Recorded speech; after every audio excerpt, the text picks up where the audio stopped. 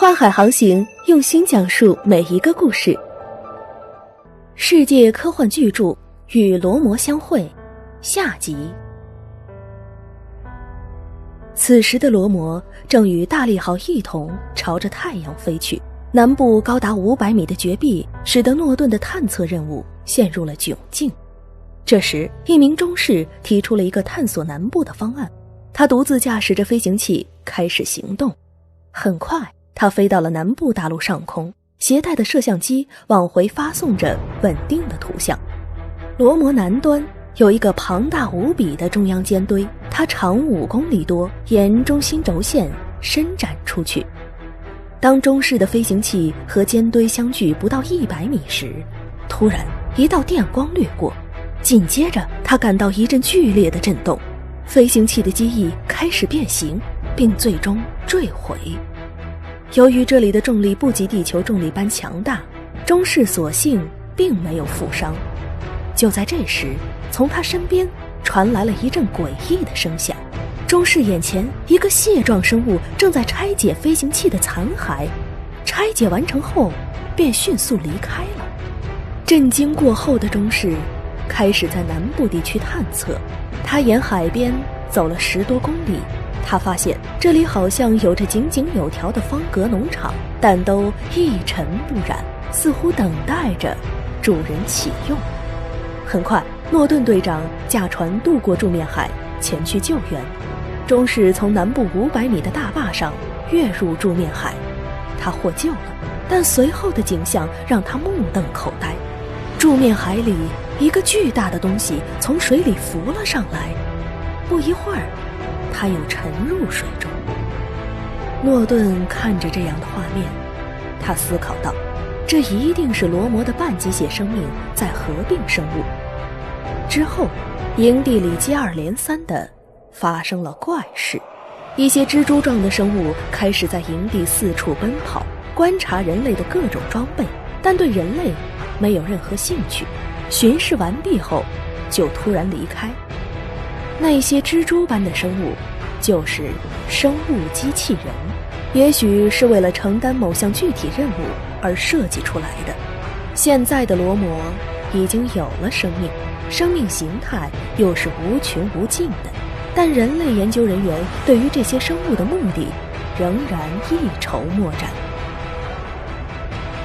此时，太空总局的3A 级电发送给了诺顿队长，内容显示有被改装的无人探测器10天前从水星发射，预计32天15时抵达，需在此前撤离。诺顿把电报念了好几遍，他感到无比沮丧不安。水星大使派人秘密发射飞行器，这本身就违反了宇宙法。结论也很明显，他们的飞行器只可能是导弹。当导弹还在500万公里以外时，通过大利号飞船上的主望远镜就清楚地看到了导弹喷出的离子流闪光。当导弹完成制动之后，它的速度更快了。这个导弹以破纪录的速度赶到这里来，那只能是其制造者意志的延伸，而水星人却一言不发，不知他们意欲何为。水星殖民者自古以来都是独特的存在，为征服一个冥顽不化的星球，并从那里摄取维持生命所需的一切，由此而引起的技术方面的种种难题，他们都予以克服。所有这些都促使水星人成了斯巴达式的勇士。如果水星人要去做某一件事，他们就一定要做。在罗摩委员会上，水星大使发言道，现在罗摩正在苏醒，而且他的推进系统仍然在运转，几天以后他将抵达禁域点，在那里太阳巨大的引力会让它的轨道变更，罗摩将会在太阳系空间内运行。通过对罗摩上生物的研究，我们发现这种情况和地球上的白蚁种群非常相似。白蚁中的飞蚁、兵蚁、工蚁有着明确的工种划分，蚁王以后就像是未曾谋面的罗摩人，所以人类怎么可能与罗摩人达成合作呢？为保卫太阳系的太空完整，我们水星人向罗摩发射了一枚核弹。我们将提前向大利号发出警报，以便诺顿队长及时撤离。水星大使此话一出，整个会场的气氛都凝固了。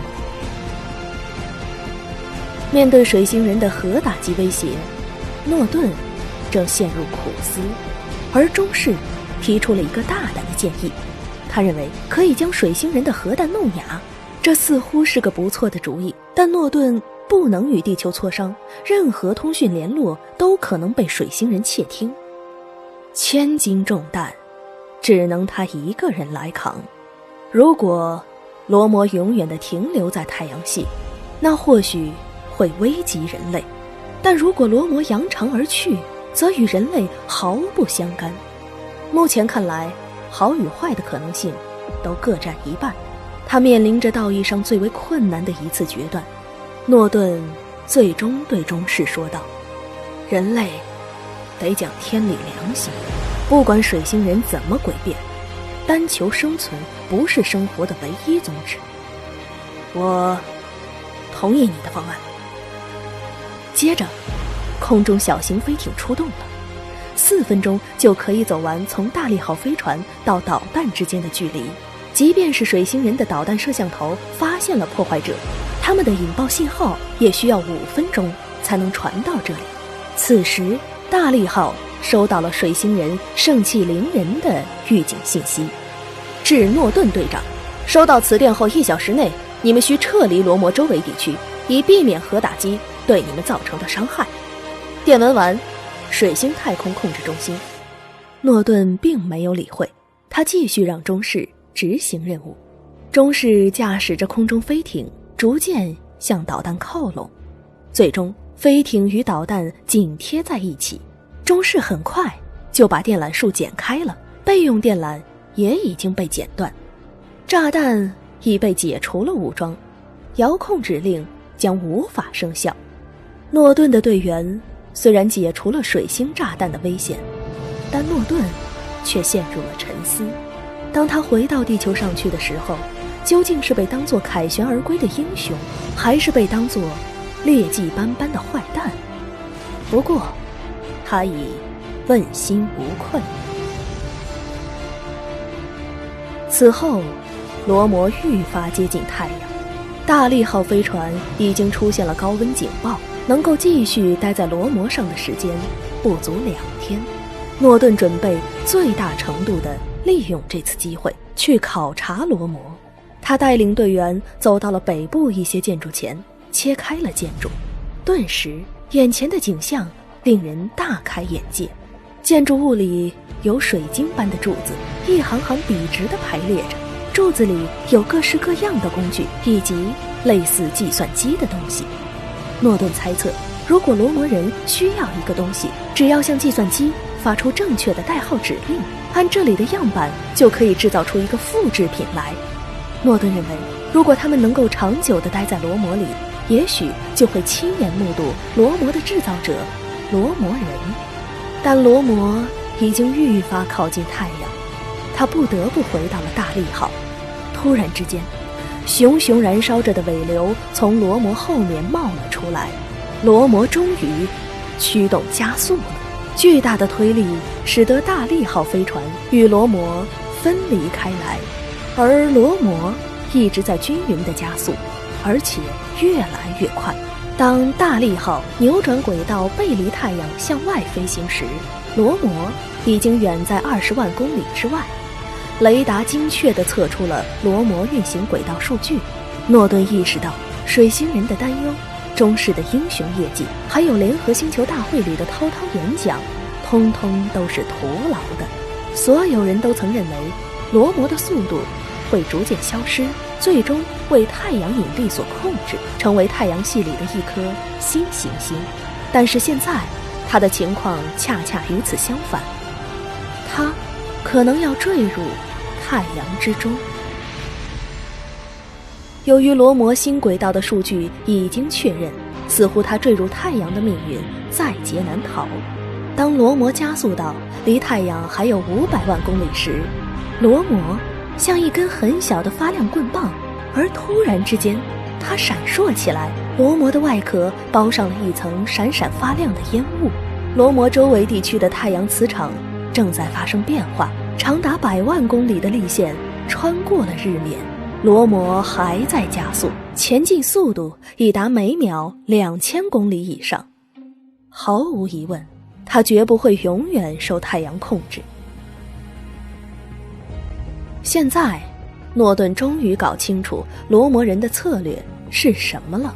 他飞到离太阳那么近的地方，仅仅是为了从太阳能的发源地汲取能量，随后就以更快的速度继续朝人们无法知晓的最终目标飞去。诺顿很快又发现，罗摩要从太阳里汲取的可能不光是能量，有物质从太阳流进了罗摩内部。几十万年以来，罗摩一直在宇宙里飞行，现在他需要对泄漏消耗掉的一切进行补充。诺顿这次任务完成得很出色，宇航员们在罗摩上所发现的一切足够科学家们忙上几十年了。但对于诺顿自己而言，任务也失败了。人们可以穷尽所有的猜测猜想，可是关于罗摩人行动的性质和目的，人类依然一无所知。罗摩人仅仅把太阳系当作一个给养站，然后弃之如敝屣，继续上路去完成更加重要的事情了。如此彻底的漠视，比任何蓄意侵犯还要恶劣。诺顿最后一次望向罗摩时，罗摩变成一颗微小的星星，正越过金星向外疾飞。他觉得自己已经把年轻岁月留在那里了，留在罗摩那弧形的平原上，留在种种谜团和奇观中间。此刻正无可阻挡地飞离人类所触及的范围，不论未来授予他何种荣耀与成就，他的余生都将被一种兴味索然的情绪和错失良机的认知所困扰。